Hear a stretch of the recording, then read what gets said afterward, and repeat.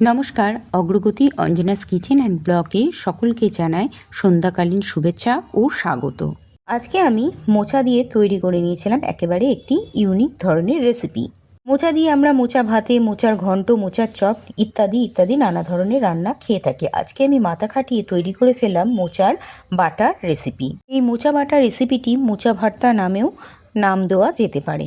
আসুন দেখে নেওয়া যাক মোচা বাটার রেসিপিটি আমি কিভাবে তৈরি করেছিলাম।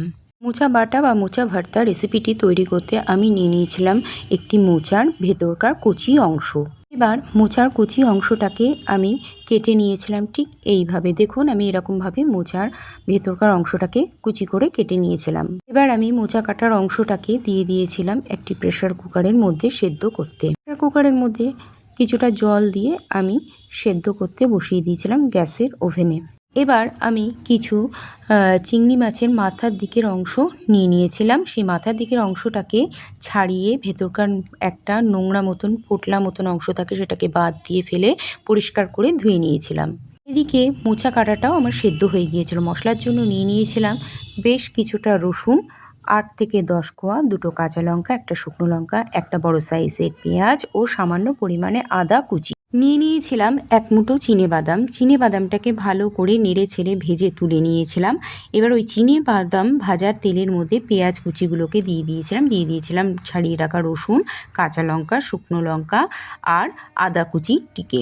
এবার দিয়ে দিয়েছিলাম ওর মধ্যে 1 টিস্পুন গোটা জিরে আর 1 টিস্পুন কালো জিরে। সব কিছু একসাথে দিয়ে নেড়ে চেড়ে ভেজে নিয়েছিলাম। সমস্ত কিছু দিয়ে খুন্তির সাহায্যে ভালো করে নেড়ে চেড়ে নেবার পর এবার চিংড়ির যে মাথার অংশগুলো ছিল আমি ওর ভেতরে দিয়ে দিয়েছিলাম। মাথার অংশ দিয়েও ভালো করে নেড়ে ছেড়ে ভেজে নেবার পর সেদ্ধ করে রাখা মোচাগুলোকে ওর মধ্যে দিয়ে দিয়েছিলাম। এবার সব কিছু একসঙ্গে মিলিয়ে মিশিয়ে নিয়ে কড়াইতে বেশ কিছুক্ষণ ধরে আমি ভেজে নিয়েছিলাম।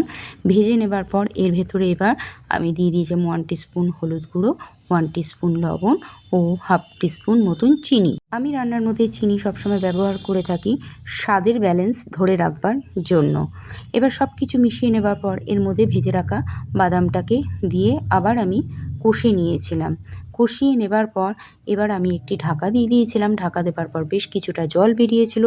এবার জলটাকে নেড়ে ছেড়ে ভালো করে পুরোপুরি শুকিয়ে গেলে আমি কড়াই থেকে নামিয়ে নিয়েছিলাম।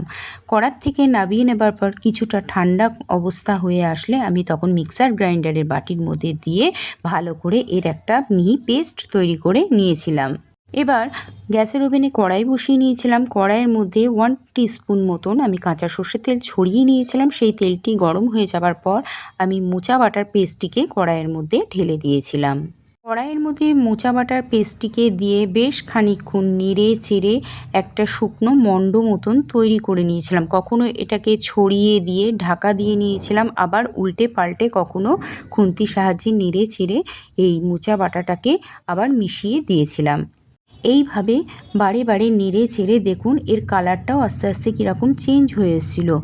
এক সময় যখন কড়াইয়ের থেকে একদম ছেড়ে আসবে, পুরো শুকনো আট হয়ে যাবে, সেই অবস্থায় আমি মোচা বাটাটিকে নামিয়ে নিয়েছিলাম। তৈরি হয়ে গেল আমার মোচা বাটা কি মোচা ভর্তা রেসিপি। আপনারাও বাড়িতে এইভাবে এই নতুন ইউনিক রেসিপিটি তৈরি করে খেয়ে দেখবেন। মোচা বাটা রেসিপিটি খেতে কিন্তু অত্যন্ত দুর্দান্ত স্বাদের হয়েছিল।